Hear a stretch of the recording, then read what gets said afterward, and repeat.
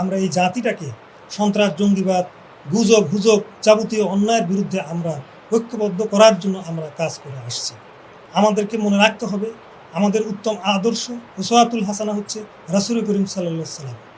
তিনি সেই আরব সমাজে আয়ামে জাহিলিয়াতের যুগে পশ্চাৎপদ আরবদের নিরক্ষর, যে আরবরা আয়ামে জাহিলিয়াতের অন্ধকারে নিমজ্জিত ছিল, কুসংস্কারে আচ্ছন্ন ছিল, কুশিক্ষায়, দারিদ্রতায়, তারা পৃথিবীর অবহেলিত একটি জাতি ছিল।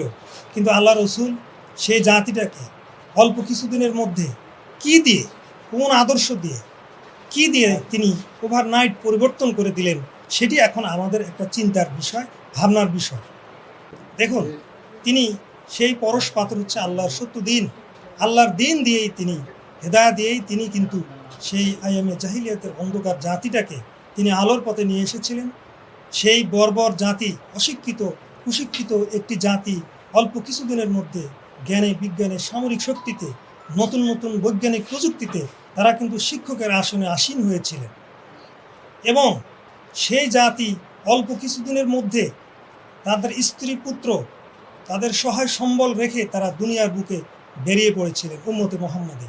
এবং তারা ৬০-৭০ বছরের মধ্যে অর্ধেক পৃথিবীতে সেই ন্যায় এবং সত্য প্রতিষ্ঠা করেছিলেন। আমরা হয়েছিলাম সেরা জাতি। আমরা কি পরিমাণ সামাজিক নিরাপত্তা প্রতিষ্ঠিত হয়েছিল সেটা ইতিহাস। একজন সুন্দরী যুবতী নারী সারা শরীরে অলংকার পরে একা হেঁটে যেত, তার মনে কোনো ভয় জাগ্রত হতো না। উটের পিঠে খাবার বোঝাই করে করে নিয়ে ঘুরত, নেওয়ার মতো কোনো লোক ছিল না।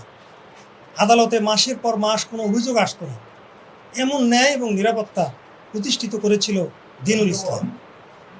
কিন্তু দুর্ভাগ্যজনক ইতিহাস হলো, আমাদের আল্লাহ রাসূল এবং আসহাবরা চলে যাওয়ার পরে যখন আমরা আকীদা হারালাম, জিহাদ ত্যাগ করলাম, আমরা আদর্শ হারালাম, কর্মসূচি আমরা ত্যাগ করলাম, আমাদের মস্তিষ্কে পচন ধরল, আমরা উমাইয়া আব্বাসীয় খলিফাদের নামে ভোগ বিলাস করলাম, আমরা সেই আদর্শ ত্যাগ করলাম।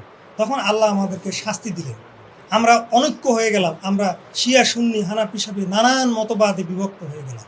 তখন আল্লাহ আমাদেরকে শাস্তি দিলেন হালাকু খানকে দিয়ে। হালাকু খান সেই মঙ্গোলিয়া থেকে বাগদাদ আক্রমণ করল। তারপরে ক্রুসেডারকে দিয়ে আমাদেরকে শাস্তি দিলেন।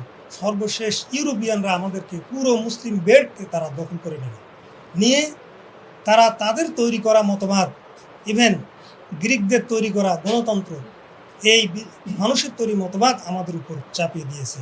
তা সুদ ভিত্তিক অর্থনীতি আমাদের উপর চাপিয়ে দিয়েছে। তাদের তৈরি বিচার ব্যবস্থা আমাদের উপর চাপিয়ে দিয়েছে। তাদের তৈরি শিক্ষা ব্যবস্থা আমাদের উপর চাপিয়ে দিয়েছে।